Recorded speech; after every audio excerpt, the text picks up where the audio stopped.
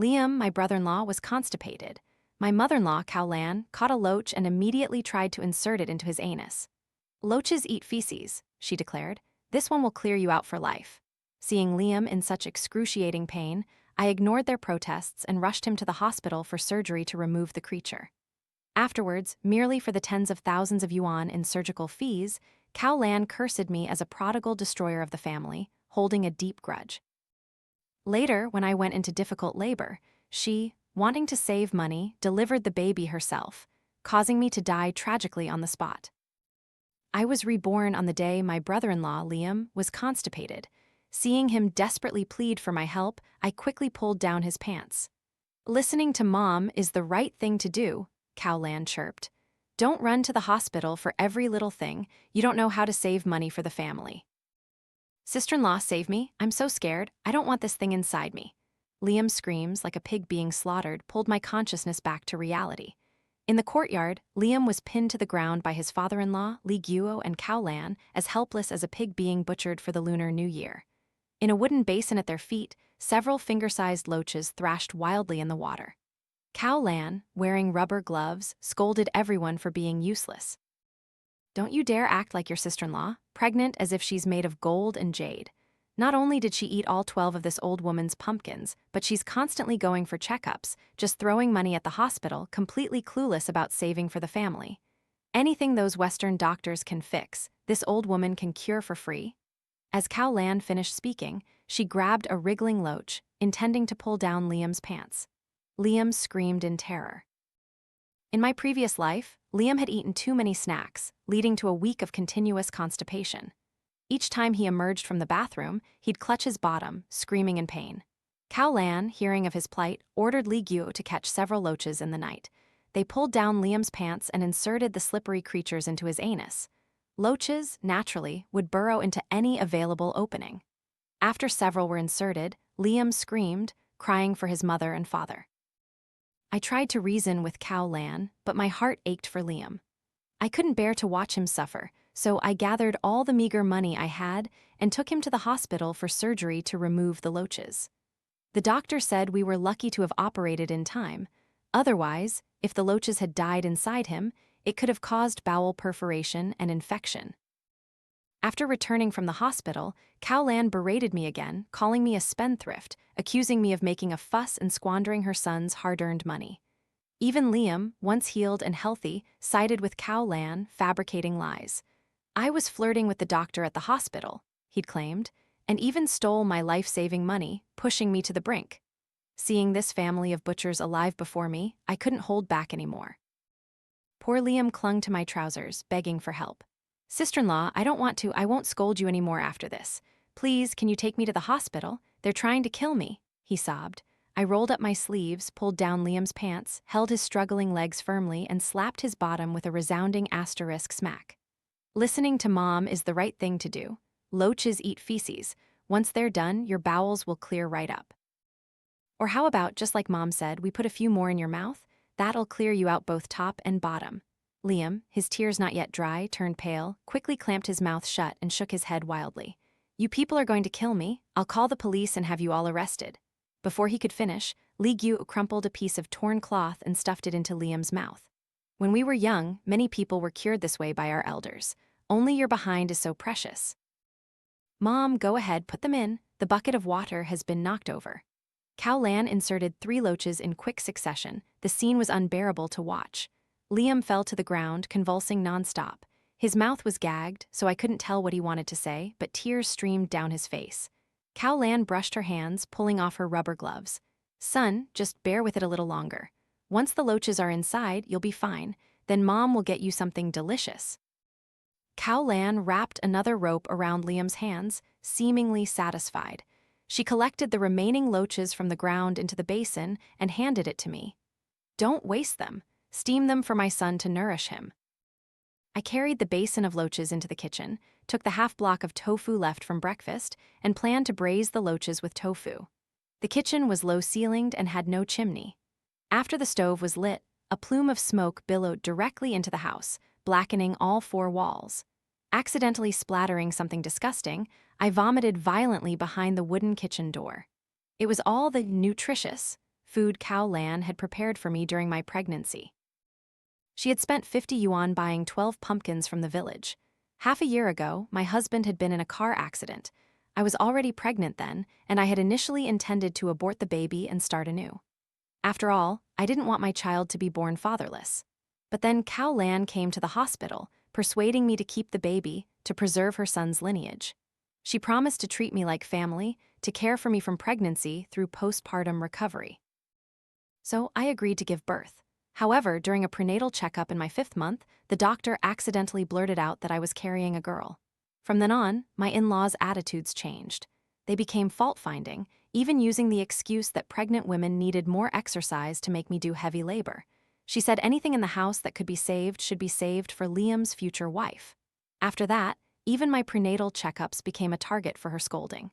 Does money grow on trees? You're carrying a girl who can't carry on the Lee family name, yet you keep throwing money at the hospital.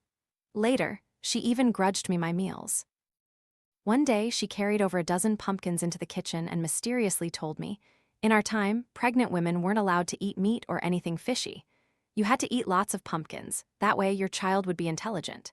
See how good mom is to you? I bought over a dozen without batting an eye. It's okay if you can't finish them all. When you're in confinement, I'll cook pumpkin porridge for you, sprinkle some pickled vegetables. Absolutely delicious, a dish we could only dream of in our day. For a long time after that, just seeing anything yellow made me want to vomit. I threw a bundle of burning dry grass onto the pile of pumpkins, suppressed my nausea, chose a dark green one, peeled it, and cooked it into a pot of porridge with loach and tofu. After setting the meal on the table, Li Guo and Cow Lan returned from the fields. In the courtyard, Liam lay asleep on a straw mat, seemingly forgotten. Hours had passed since morning, and Liam no longer groaned in protest, lying still and motionless. I scooped a bowl of the porridge, brought it to him, and removed the rag from his mouth. Liam coughed violently. Sister-in-law, my stomach hurts so much. The loaches are moving inside me, it hurts. I scooped a spoonful of the cooked porridge, blew on it to cool it, and brought it to his mouth. Good boy, drink a little of this, and the pain will go away. Liam jerked his shoulder, and the ceramic bowl in my hand crashed to the ground, the thin porridge splattering everywhere. Take me to the hospital. I'm dying. Do you hear me? If I die, I won't let any of you off the hook. Liam cried and threatened. Cow Lan, hearing the commotion, rushed out of the kitchen. Seeing the porridge spilled on the ground, she looked so pained she almost collapsed. She shoved me hard. You can't even do this little thing. Raising you is such a waste of food. As she spoke, she picked up a loach, blew on it, put it in her mouth to chew, then wiped Liam's mouth with her sleeve. Sweetie, just bear with it a little longer. Tonight, Mom and Dad will take it out for you. Then you won't have to restrict yourself anymore. Eat whatever you want. Liam's voice was weak from the pain. In my previous life, after this incident, I almost immediately took him by bus to the county hospital's emergency room without hesitation. By this time in my past life, Liam would have been happily recovered in the hospital, even spreading malicious rumors about me. The surgeon for Liam was my high school classmate, Dr. Lin. If I hadn't met her at the hospital that day, Liam would have suffered even more. I never imagined that after I spent my money and effort, even my child's birth fund, to cover his hospital bills, he would return home and fabricate such terrible lies about me. Who knows if the baby in my sister-in-law's womb is even my brother's? I saw her flirting with the doctor at the hospital. I truly couldn't believe these were the words of a 13-year-old child. Moreover, Dr. Lin was a woman, yet he could still invent such a story. I was utterly disappointed in him. I had long reminded myself that vengeance must be exacted. I would not let this go just because he was a child. Mom, I'm really dying. Please, Mom, take me to the hospital. My stomach hurts so much. Liam cried, cradled and comforted by Cow Lan. Don't talk about dying. Mom isn't hurting you. This is just a small problem. There's no need to go to the hospital. Your brother is gone. You're the only son left in the Lee family. The whole family spoils you. How could we let you die? Just as I was about to leave, Cow Lan turned her sharp gaze on me. Did today's meal use up another pumpkin? You're so wasteful. I really can't afford to keep you anymore. You're eating all the pumpkins now. What will you eat when you're in confinement? Do you think everyone has a mother-in-law as good as yours, knowing you're carrying a girl and still letting you eat well? Cow Lan's shrewish face looked even more harsh in the sunlight. I didn't respond, silently sweeping up the broken pieces on the ground, a plan already forming in my mind. As dusk approached, Liam gradually stopped moving. I adjusted my expression and went outside to call for help. It wasn't mealtime yet, so the village's gossip hub hadn't dispersed. I cried a dramatic cry. Many people rushed to my house to watch the spectacle. This time, I led a crowd into the house. Liam lay motionless on the straw mat. The mat beneath him was stained dark red with blood. The room, lacking ventilation, was filled with the stench of blood and feces. Many onlookers covered their mouths, not daring to approach the bed. I feigned a panicked, distraught expression. I lifted Liam's blanket for the villagers to see. Originally, Liam only had a little constipation. I wanted to take him to the hospital for some medicine, but my mother-in-law said, "Our generation all treated it this way. Everyone, please help me. What's wrong with Liam? Why is he bleeding so much?" I wailed. The villagers either gasped or shook their heads, murmuring amongst themselves. This cow Lan, even the previous generation didn't use this method. How could she do this to her own child? Saving money isn't saving it this way. This is child abuse. If anything happens to the child, won't she go to jail? Wang Lai, the boldest man in the village, put his hand to Liam's nose to check. "Sister-in-law, your brother-in-law is still breathing." I also leaned in to look. Indeed, he was still breathing. It seemed I had celebrated too soon. Of course, the act had to be played to the end. Even though he wasn't dead, I cried to high heaven. Several kind villagers carried Liam to the village clinic to ask the village doctor for help. Liam had lost too much blood. His face was as yellow as turmeric. By the time he was carried to the clinic, his consciousness was no longer clear. Only after receiving an IV did he gradually regain consciousness. The village doctor used forceps to remove Liam's feces along with 3 stiff, dead loaches. When the doctor extracted them, Liam was in so much pain that he nearly fully woke up, crying and screaming. The doctor adjusted the small glasses on his nose, exposed Liam's buttocks to examine them. The loaches have been dead in his large intestine for several hours, severely damaging the intestinal wall. Here, I can only remove them to prevent secondary infection. I advise you to quickly go to a larger hospital for a colonoscopy to thoroughly examine him. "We're not going. He's on an IV in bed." Liam, hearing this, trembled with fear. Before the village doctor could finish, Cao Lan and Li Guo entered. Everyone in the room automatically made way for them. Cao Lan lifted the blanket with one hand, saw Liam's miserable condition, then embraced him, sobbing. How could this happen? Clearly, the elders all said this method was effective. Facing the gaze of everyone in the room, Cao Lan guiltily searched for an excuse. "Isn't it because his sister-in-law cooks such dry food? Otherwise, my son wouldn't be in this state. When something happened, she didn't even call me right away, just acted on her own." Cao Lan looked at the messy scene that had just been cleaned up, muttering, "How much money will this cost?" Village Dr. Wang gave her no quarter, scolding her directly. "Madam, how can you be so unreasonable? At a time like this, and you're still worried about a few pennies.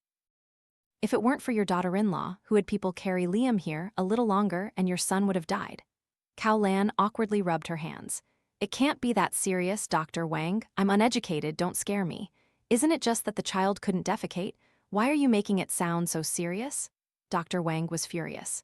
"You're uneducated, yet you stuff that thing into a child's stomach. I think you're trying to kill your son." The others in the room also began to criticize her. "Liam's mother, you truly don't know anything, yet you act like you do. Are you better at healing than a doctor? Auntie, I'm not trying to scare you, but if your son recovers, that's one thing. If he doesn't make it, your actions could land you in jail." What inauspicious talk is that? I'm taking him to the hospital for a checkup. You people are just cursing my son and me?" Cao Lan, somewhat intimidated by everyone's words, called Li Guo to put Liam on his back, intending to go to the hospital. Li Guo carried Liam out. Just as I was about to follow the villagers, Cao Lan grabbed my wrist tightly. Her shifty eyes stared at me. "Liam has his father there, that's enough. You come home with me for a bit." I knew what she was planning. She was after my private money. I used the excuse of wanting to go to the hospital to care for Liam to refuse. My in-laws, seeing that few people remained in the room, immediately became furious with me. "What do you mean? Isn't Liam your brother-in-law? He's going to the hospital. Shouldn't you contribute some money to help?" I pushed her hand away and loudly called out the door. "Mom, the tens of thousands you saved for Liam's wedding, please take it out and use it urgently. After all, Liam is still young. He can save up again when he gets married, but his life is only one." I intentionally said this for Wang Lai, who was outside the door, to hear. He had been eavesdropping for a while. When I went out to call for help, I had specifically asked him to assist, but no one in Daha village paid him any mind. He just stood at the door. The reason was simple. His hands weren't clean. He often committed petty thefts and had become a pariah in Daha village. I heard he had just lost a lot of money gambling and was going around borrowing money, even hitting his parents, so I wanted to give him a chance to make a fortune. Indeed, people outside had begun to press their ears against the wall. At the mention of money, my in-laws tensed, raising their hands to cover my mouth. "Who told you I have tens of thousands? How do you know?" I innocently said. "Isn't the money box buried in the rice jar at home your savings of all these years? I often see Mom counting money late at night. Didn't you save money for Liam? Now is the time when money is needed. Don't hesitate anymore. As for me, I truly don't have a single penny." Wang Lai cast a sidelong glance at me. My in-laws began to play the victim card. "Now I'm asking you to take out some of your private money, and you don't want to? Don't think I don't know. When my son died, he left you a lot. If my son were still alive and saw his own brother in trouble, he definitely wouldn't just stand by." Shadows outside the door stirred. I decided to talk to my mother-in-law for a bit longer to buy him more time to act. "I've said I don't have money, but you don't believe me. If I had money, would I have eaten pumpkin porridge for months during my pregnancy?" Dr. Wang, having washed his hands, walked in. Seeing my mother-in-law clinging to me, refusing to let go, he became angry. "Liam's mother, you and his father are illiterate. You won't let your daughter-in-law go with you to handle the procedures. Are you sure you're okay with that?" My in-laws, unable to get money, reluctantly called a car for me to go to the county hospital, while Cao Lan went home alone to get the money. However, I underestimated the extent of my mother-in-law's shamelessness. My phone was connected to the camera at home. On the way to the hospital, I couldn't resist opening it to watch the show, only to see Cao Lan go straight into my room after returning home. What she didn't expect was that someone had already beaten her to it. When my husband was dying, he had indeed given me a card. Inside was his savings of many years. Since we were both from a rural family, without connections or backing, we hadn't saved much despite years of hard work. In addition, his parents were biased, constantly finding excuses to ask my husband for money, so before he died, my husband told me that the 50,000 yuan in the card was for me. He said, "If you want to have a child, this money is security for you and the baby. If you want to find another man or don't want to have a child, the money in the card is enough for you to have an abortion." At that time, it was this gesture, coupled with my mother-in-law coming to my house and brainwashing me with all sorts of words, that made me decide to have the child. So, this money had always remained untouched in the card. Sure enough, it didn't escape the shrewd eyes of my mother-in-law. Cao Lan was in my room for half an hour. At this point, a dark figure appeared on the camera, climbing over my house's fence and escaping. Cao Lan also noticed the commotion and ran straight to the open kitchen door. A few seconds later, she chased out to the main gate to check. Then, on the camera screen, she sat in the courtyard, sobbing tragically. A corner of my mouth curved upwards. I turned off the camera screen. Liam lay still on Li Gyu's back. The three of us stood behind a long line. Just like in my previous life, the queue outside the gastroenterology department stretched all the way to the hospital gate. Back then, I used my connections to find my old classmate, who was the head of the department, to help Liam jump the queue for surgery. Now, they could just wait slowly. After all, even with surgery, there was no money. The result would be the same. Liam's bleeding had stopped. Now Li Gyu could support him to walk a few slow steps. It was a long wait until Cao Lan finally called. Li Gyu answered, his face falling as if the sky had collapsed. "So what do we do now? What about our son? Oh my God, who did this?" Li Gyu yelled into the phone, disregarding his surroundings, making everyone turn to stare. He no longer cared about appearances, slumping to the ground, looking utterly despondent. A doctor from the department came out with a chart, calling Liam's name. Liam, confused, looked back at his father as he walked. I picked up the phone from the ground. On the other end, my mother-in-law hadn't hung up. 150,000. We saved that our whole lives, just gone. If we don't get it back, how will we live? You keep Liam at the hospital. I've already called the police. I'll figure out the money situation first. I pressed the hang-up button. A hospital is not a charity. Without paying the admission fees, surgery couldn't be scheduled. The hospital began to urge them to leave. Li Gyu pleaded with the hospital to wait 2 more days, promising the money would arrive. The hospital could wait, but Liam couldn't. He had a continuous high fever. The doctor said it was a gastrointestinal infection, already showing signs of metastasis, and urgent surgery was required. But Khao Lan's police report was useless. There was no clue about the thief. The police told her to prepare herself to lose the money. During that time, Khao Lan even called me, first appealing to my sympathy, wanting me to voluntarily pay for Liam's surgery. I refused. She then emotionally blackmailed me, saying I had no conscience, that I didn't consider them family. I pretended not to hear, insisting I had no money. In her final call, Khao Lan uttered venomous words, saying, "If you don't willingly pay, don't regret it." After that, she didn't waste any more words on me. One morning, she and several relatives from her side of the family came to the hospital to find me. With her were police officers. The small ward was packed with people. I sat by Liam's bed, feeding him water. These past few days, it had just been Liam and me. With nothing else to do, I had been working on his mind. When the group entered, Liam pulled the blanket over his head. I gently comforted him. "It's okay, don't be scared." "Comrade Police, my daughter-in-law has violent tendencies. She even beat her father-in-law. We're here to ask you to arbitrate." The police were already investigating the previous case and had arranged to meet me today to take my statement. I didn't expect them to make such a scene in front of the police. The officer put away his pen and paper, which he had been about to take out. Li Guo was supported into the ward by a relative. Blood streamed continuously from his head, and his arm was bent at an unnatural angle. Each step he took looked like he might collapse. Khao Lan supported him, sobbing in front of the police. "Comrade Police, my husband was originally taking care of our son with our daughter-in-law at the hospital, but just because of a small argument, this unfilial child cruelly attacked her father-in-law." I was stunned. To trick me into paying, they were really going all out. Patients and family members in nearby beds all gathered to watch the spectacle. Liam, perhaps bewildered by his parents' inexplicable actions, looked dumbfounded. His father had been running around the hospital just hours ago. Now he was in this state. What was even more ridiculous was that they hadn't considered the feasibility of their story before going out to deceive people. I was a heavily pregnant woman, due any day, yet I supposedly beat a 1.8-meter tall man into this condition. Just thinking about it made me want to laugh. Liam broke the silence, his voice surprised and helpless. "Are Dad and Mom really crazy? Sister-in-law didn't beat Dad." Exposed by her own son, Khao Lan immediately used her sobs to cover up. "Comrade Police, my son is also waiting for surgery. My husband was beaten to this state by my daughter-in-law, and our family's money was stolen. How am I supposed to live? My daughter-in-law has money in her card, but she still refuses to use it. Now my husband has been beaten like this by her. Asking her to pay a little for medical expenses isn't too much, is it?" The aunts and uncles who didn't want to lend money chimed in. "It's truly outrageous. Beating your father-in-law paying compensation is already light. Right, they're still family, so show some respect. Otherwise, this is a crime and she'll go to jail."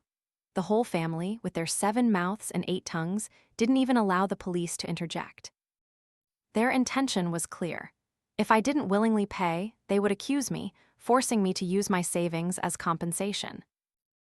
Liam suddenly got angry. He threw the ceramic cup by the bedside onto the floor. The ward immediately fell silent. "Stop making excuses. You deliberately harmed me, and now you won't even treat me. I don't believe you anymore." Patients are naturally weak and sensitive. Coupled with the past few days in the hospital, I had continuously brainwashed him, telling him that his parents deliberately harmed him, ruining his life. Gradually, Liam's dissatisfaction with Khao Lan and Li Guo turned into hatred. The police officer spoke up at this moment. "The child is still sick. Why are you all making such a racket? Is the child's health more important, or is that little bit of money more important?" Khao Lan tugged at her clothes, walked to Liam's side, and comforted him. "Sweetie, Mom and Dad are both doing what's best for you. Your health problem was an accident. When we were young, adults all taught us this way, but you have to believe Mom won't harm you." Liam had not received a single apology from his parents since the incident. Now, they were still emphasizing their sacrifices. Khao Lan didn't give up, continuing her accusations in front of the police.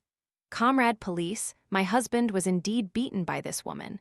Although we are family, asking her for compensation isn't too much, is it?" Next, Li Guo began to describe how I supposedly beat him.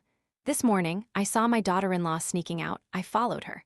As a result, in a stairwell corner, I was ambushed and beaten to this state. Li Gyu's face was swollen like a pig's head. He lied as if it were true. That morning, I had indeed woken up early. Because of recent fetal movements, I hadn't been sleeping well and often woke up early, so I took the opportunity to exercise in the morning. I just didn't expect Li Gyu to be following me. I didn't even know. The police officer interrupted him, asking a fatal question. Weren't you ambushed? So how can you determine that the person who beat you was your daughter-in-law? You need evidence to speak. Li Gyu stammered, casting a helpless look at Cao Lan. It can only be her. I don't know anyone else in the hospital. Why would someone else beat me? It must have been my daughter-in-law. Faced with his unconvincing accusation, I was not in a hurry. Such a large hospital, can't they extract camera footage? I quietly rubbed my round belly. You people obviously want to frame me, so you don't dare to get the camera footage. Cao Lan slammed the table. What is there to not dare? Old man, don't be scared. Just say directly if you can confirm it. In front of the police, Li Gyu was sweating profusely, his eyes constantly darting away. At this moment, a clear voice echoed from the door. The hospital cameras were broken last night and haven't been repaired yet. Dr. Lin carried a tray of medical instruments, walked straight towards us, glanced at Li Gyu's bald head, seeing that the injury wasn't to the bone, just a little bleeding. Then she pulled Li Gyu's arm, which he had been hiding behind his back, and straightened it with a *snap*. It's just this small injury. If I hadn't come, it would have healed already. You brought over a dozen people here. I thought you were here to cause trouble at the hospital. Your daughter-in-law is truly unlucky to have met your family. She winked at me, then sternly asked the police officer, Comrade Police, can such a childish matter be reported to the police? Bringing people to storm the hospital and owing medical fees, can we also report that? Of course you can. The police officer, who had originally only come to investigate, now saw that Cao Lan had tried to steal a chicken but lost the grain. What exactly do you people in this family want to stir up? We are trying to find clues to help you find your money, yet your family is here obstructing official duties. If this happens again, all of you will come back with me to the police station to register your records. After this commotion, the hospital would no longer accommodate them. The relatives who came to cause trouble left, and Cao Lan also didn't get a single penny. After the police left, I privately found Dr. Lin to thank her. She was the head of this hospital's gastroenterology department and my closest friend from high school. Dr. Lin also confessed to me that she had beaten Li Gyu. She said she saw me being followed, thought he was a pervert, and taught him a lesson in a secluded corner of the hospital. After hearing this, I was both amused and speechless. I had thought Li Gyu had brutally harmed himself, but it turned out Dr. Lin was still the same as ever. She took my hand, rubbing the calluses on my palm left by hard work. Meow meow, it's been years, you've changed so much. The person I knew wasn't one to meekly endure such things. If you have any difficulties, just tell me, I'll definitely help if I can. I laughed, thinking she was still as impulsive as ever, but I knew I hadn't changed either. Compared to Dr. Lin's straightforwardness, I positioned myself as a petty person who liked to play insidious games behind the scenes. Before she left, Dr. Lin added me as a friend. She texted me saying she had a gift for me. I opened the video she sent. It was a recording of the chaos at the hospital that day from a third-person perspective. A dozen aggressive relatives forcing me to hand over my savings. Dr. Lin truly had a good heart. I did not disappoint her expectations and spread this third-person video. The image of the bullied daughter-in-law, the vicious mother-in-law, and the unreasonable relatives became extremely vivid. After the video spread, no hospital dared to admit Liam. Liam was transferred several times, missing the best treatment window, and had to go home wearing an artificial anal bag. Previously a lively, mischievous child, now he was breathless after 2 steps. The constant bloody stools led to severe anemia, and he would occasionally faint. Liam's temper became erratic, lashing out at his parents at the slightest provocation. Li Gyu and Cao Lan, feeling guilty, spoiled him more and more. With Liam's current health condition, merely surviving was a miracle, let alone continuing the family line. Cao Lan's attitude towards me changed again. From previously scolding me for carrying a useless girl, she now felt that leaving behind any lineage was a luxury. Anything delicious or good was given to me first, then to Liam. In truth, it wasn't much different than before, but I wanted to deepen Liam's hatred, so I occasionally whispered such thoughts into his ear. Today, I brought Liam pumpkin porridge and saw him alone on the bed, looking sad. Seeing me, he asked where his parents were. I took the opportunity to spread another rumor. I heard someone in the next village is selling medicine for having sons. They say his family's secret recipe is very effective. Mom and Dad are probably going to eavesdrop. Seeing Liam's skeptical expression, I explained to him, I heard Wanglai from the next village, who used to steal small things all the time and never worked, was a complete good-for-nothing. His parents actually took medicine from that fortune teller. They got pregnant in their 50s, so they invited that fortune teller to the village. Many people are going to him for medicine. Mom and Dad are probably going to eavesdrop. Mom and Dad have always valued continuing the family line the most. Now that I'm pregnant with a girl and you're in this state, they can't rely on us anymore. You can actually understand. Understand what the hell? They harmed me to this state and still want to hide it and have another child. Based on what? Liam exploded in anger, his pale face gaining a touch of color. I pretended to comfort him. Sister-in-law knows you're upset. You should be in school at this age, but they've harmed you to this extent. Sister-in-law completely understands your feelings. But what can we do? We can only accept fate. I sighed, and after comforting him, I held my belly and left. Recently, the fetal movements had become increasingly pronounced. I would not let my child be born into such a family. The best solution was for everyone to disappear. Liam's illness worsened day by day. Lying in bed, sometimes he wouldn't even feel it when rats bit him. To prevent him from being gnawed by rats, I placed many mousetraps and rat poison in his room. In early September, Cao Lan and Li Gyu's plan for having another child was finally complete. They held a big feast in the village, but due to their behavior in the village, not many people attended. Most were relatives. As everyone was eating and drinking to their fill, suddenly, thick black smoke billowed from inside the house. Liam's room was on fire. Many people in the chaos grabbed firefighting tools and began to put out the fire, but many collapsed on the way. My mother-in-law stood outside the house, clutching her belly, screaming Liam's name. Liam crawled out from the doorway, a burning torch in his hand. He yanked the artificial anal bag from his hip and threw it into the large pot of beef stew. Looking at the relatives who had collapsed in pain, he laughed joyfully. "Serves you right, all of you go die. You want to have a third child? Go have it in the underworld. Ha ha ha." Cao Lan and Li Gyu also collapsed among the crowd. Before dying, they unwillingly called Liam's name. In this poisoning and murder case, I was the only survivor. Everyone else either died or was injured. Cao Lan and Li Gyu, having eaten the most, passed away after failing to recover at the emergency room.